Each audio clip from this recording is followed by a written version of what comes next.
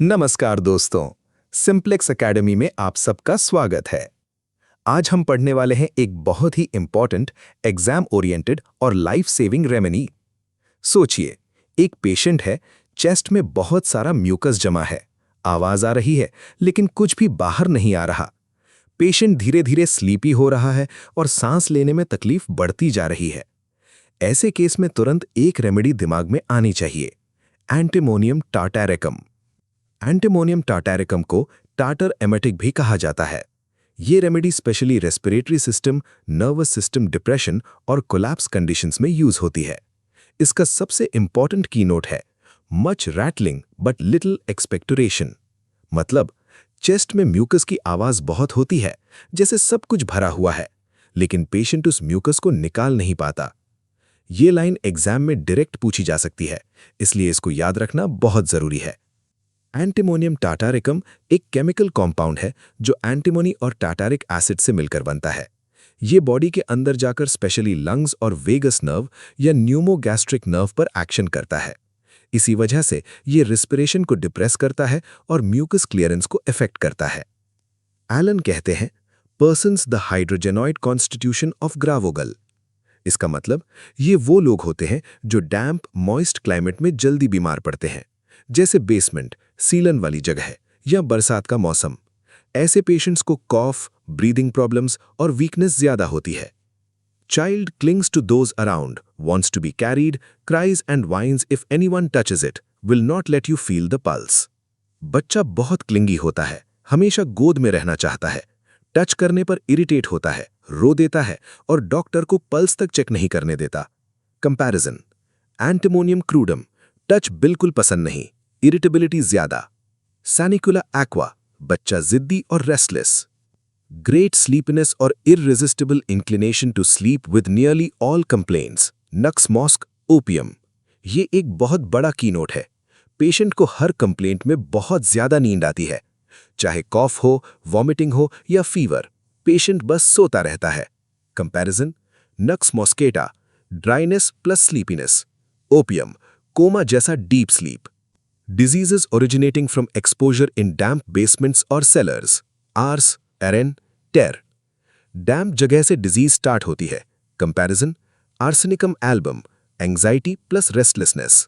एरानिया diadema, damp से bone pain. Theridion, noise sensitivity. Face, cold, blue, pale, covered with cold sweat. Tab, patient का face ठंडा, नीला, oxygen कम होने की वजह से, पेल, कोल्ड स्वेट से कवर्ड होता है। Comparison, tabacum, collapse state with cold sweat. Mouth, tongue coated, pasty, thick, white with reddened papillae and red edges. Tongue बिल्कुल व्हाइट कोटेड और थिक होती है, एजेस रेड हो सकती हैं। Extraordinary craving for apples, aloe for acids, pickles, antim crude. Patient को सेब खाने की स्ट्रॉन्ग क्रेविंग होती है। कंपैरिजन, एलो सोकोट्रिना, एसिड्स और pickles craving, antim crude, sour चीजें।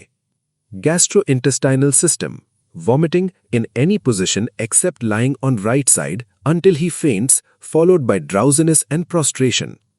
वॉमिटिंग हर पोजीशन में होती है, सिर्फ राइट साइड लेटने पर रिलीफ मिलता है और वॉमिटिंग के बाद पेशेंट वीक और स्लीपी हो जाता है। Of cholera morbus with diarrhoea and cold sweat, veratrum. Cholera जैसे केसेस में भी यूज होती है, जहां diarrhoea, vomiting, cold sweat. Comparison, veratrum album, profuse stool with collapse. Respiratory system, most important part. Much collection of mucus in bronchi but nothing comes up। ये सबसे important line है। Chest में mucus जमा है, rattling sound आ रही है, पर patient उसको निकाल नहीं पा रहा। Asphyxia from mucus in bronchi with drowsiness and coma। Patient suffocate हो रहा है और धीरे धीरे कोमा में जा रहा है।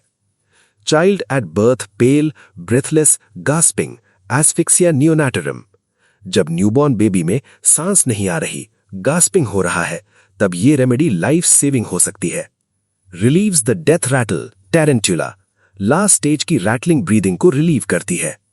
Icterus with pneumonia, specially of right lung pneumonia plus jaundice cases में helpful. In spring and autumn, cough of children gets worse. Seasonal aggravation, damp weather में कॉफ बढ़ जाता है। Modalities, Aggravation. In damp, cold weather, lying down at night, warmth of the room, change of weather in spring. Worse होता है damp weather में, night में लेटने पर, गर्म रूम में, season change में. Amelioration.